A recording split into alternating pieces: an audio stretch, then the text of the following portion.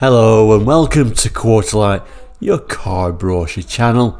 Today's episode is Saturday special, so we're going to continue looking at Nissans in 1985. Welcome back. If you're new to Quarterlight, we look at car brochures from around the world for the 60s, 70s, 80s and 90s.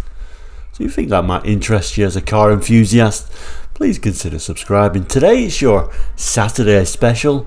Saturday special basically just means a short version or a much shorter version than we normally do on Mondays, Wednesdays and Fridays. So hope you're having a great weekend. We've been looking at the Nissan Cars brochure 1985. Last week we looked at the Nissan Cherry. So today it's the turn of the Nissan Sunny. So let's continue looking at that brochure now. So that's where we end up on the last episode, kind of like admiring these lovely turbo seats and this turbo Nissan Cherry. But the story continues, and when we turn over we do get to the Nissan Sunny. The first thing you really notice with the Nissan Sunnies is what an extensive range of cars these were. So Nissan Sunnies, saloons, coupe and estates. Not estate, estates. Unusual, isn't it? So we've got saloons, and we'll certainly zoom in on this picture in a moment. We've got coupes, very unusual design, this sort of two-door and a big back end on it, isn't it really? Very unusual design. And estates, two different estates. I can't really remember the two different estates actually. I certainly remember this one, but I don't remember this sort of high roofed one too much. So we'll have a look at it at the moment, and certainly I'm sure people in the audience probably do remember that, and we'll kind of like talk about that in a moment.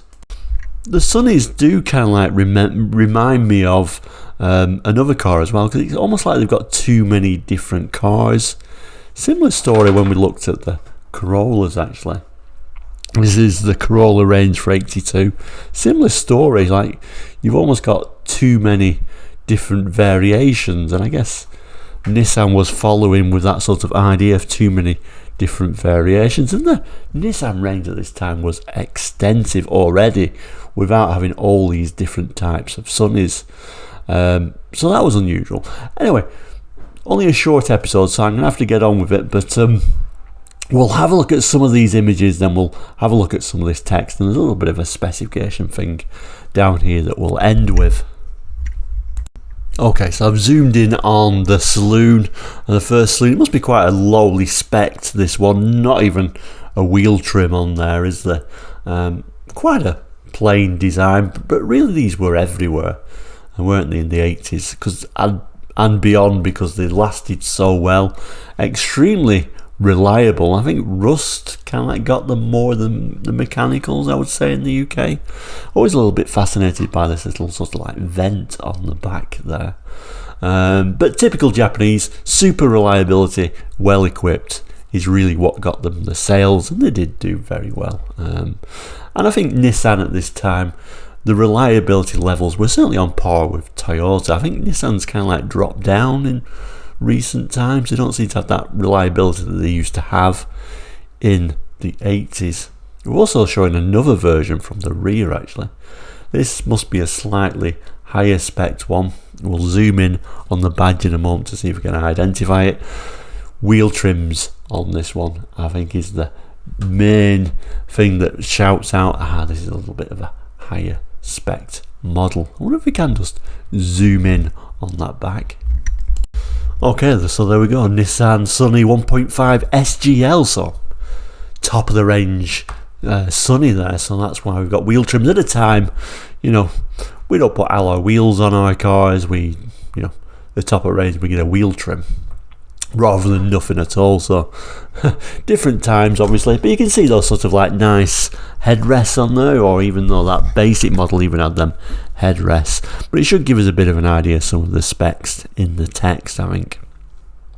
Moving along, we've got this quite an unusual designed, what it's referring to as a coupe, two-door model, strange proportions, Very much reminds me of the Corollas, had a kind of like a strange proportioned, similar sort of model to this.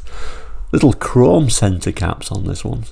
Bit of a mixed range, wasn't it? You know, it's sort of like that crossover of, you know, putting like plastic on the cars, and I guess this is the back end of still having a little bit of chrome, or I wanted a little bit of chrome on there. So that's interesting, and an interesting colour as well. I kind of like remember these funny Nissan colours. It's an unusual one, almost like a purpley colour. And this is the interior, obviously. Very much reminds me of the Cherry, particularly with this little clock right over to one side. Radio kind of like built in, which is nice because you couldn't steal them, which is quite a nice idea. But very plain, very functional. Although I do like this different coloured dashboard. It's kind of like of a time, isn't it? So I think that's a little bit interesting. Seats wise, there's also a little image of the seats, which actually look really nice on that particular model. They do look very comfortable seats. Now this is the estate that I do remember. I do remember a lot of these Nissan Sunny estates around, with this very sloping back, which kind of like takes away from a bit of practicality, almost like a hatchback, really, more than an estate, sort of an elongated hatchback, but obviously more practical than a saloon, and, you know, like driving a nice hatch, I guess, because it wasn't really a hatch, a proper hatch anyway, in the range. So this was kind of like an estate, but like I say, you did lose a lot of room in the back from having that sort of like designed slope on it. Again, featuring these unusual chrome trims, so that's a little bit of a strange crossover period in a way. If we go down, this is kind of like the model I don't remember. So this is more like a kind of a proper estate anyway. Certainly much higher roof line and a straighter back end. Oh, this time they also had the Nissan Prairie as well, which was based on a Sunny platform, which was more of your like people carry MPV type vehicle. That's later in the brochure. So it's almost like this is like a small Nissan Prairie, isn't it? It's a strange one. I don't know why they felt the need to have two different estate cars. But like I say, the Nissan range was extensive at this time. It was huge. We're nowhere near through this brochure. There's loads. I think the next page we're halfway through the brochure, just to give you an idea of how many cars Nissan had. Anyway, let's read the text and, you know, maybe we'll learn a bit more. So it says there's a Nissan Sunny to suit almost every motoring need. Just one reason why it's one of the world's best-selling cars. There are 4-door saloons in L or GS spec, and a 1.3 engine, and a 1.5 SG option in saloon, estate or coupe form, and a very practical 1.3 litre estate car. Automatic transmission is available on the 1.5 litre saloon and estate. Lightweight engines for all models of a single overhead camshaft cross-floor design. All the saloons now feature a smooth as butter 4 or 5 speed gearbox, strange wording, with overdrive gearing for relaxed high speed cruising with exceptional economy. The rack and pinion steering system features a special design coupling which gives the Sunny a turning circle of just 29.5 feet. The latest fist type front disc brakes, a feature of our 140 mph 300ZX sports car, gives the Sunny reassuring stopping power with just the right amount of feel. The light, airy interior offers an extremely high level of comfort and refinement. There's more length, width and headroom for your passengers to relax in thickly padded cloth upholstered seats. Front seats are adjustable cloth covered head restraints and are fully reclining with seat back pockets on the SGL. Our advanced heating and fast floor ventilation system ensures comfort in all weather conditions.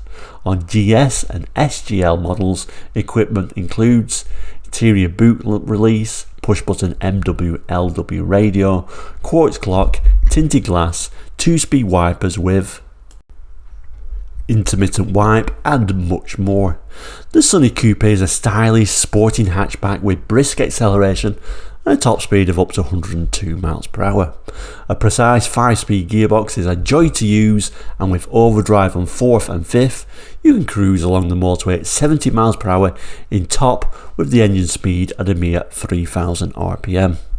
The Sunny Coupe is a comfortable 4-seater. There's a passenger seat walk-in device with a control for rear passengers, allowing easy access to and from the rear seats. It goes on to tell us that another convenient feature is a remote control rear side window opener operated from between the front seats. That's a little bit unusual. Rear seats can be folded individually to turn the coupe into a spacious, versatile load carrier.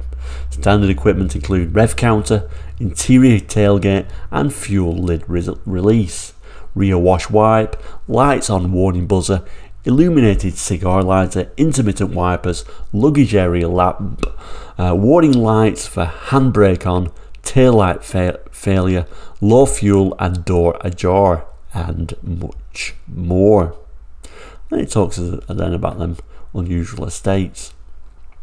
The Sunny estate cars are designed for the motorists who want performance, economy, comfort and refinement with versatile load carrying capacity. The 1.3 DX is the really practical member of the Sunny family.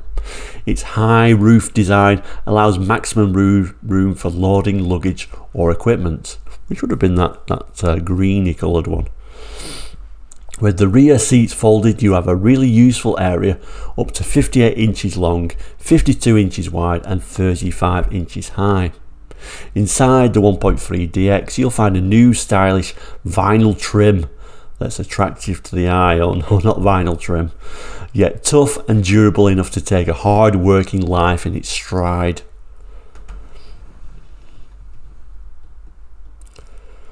Now we look at the other one, which is going to be the 1.5 SGL estate. It has a stylish hatchback design and is available with a 5-speed manual or 3-speed fully automatic transmission. It gives you a high standard of luxury and cloth upholstered seats, deep pile fitted carpets and a comprehensive level of equipment including remote control rear side window opener, luggage area lamp, interior tailgate and fuel lid release, remote control door mirrors, rev counter, tinted glass, quartz clock, warning light display and more.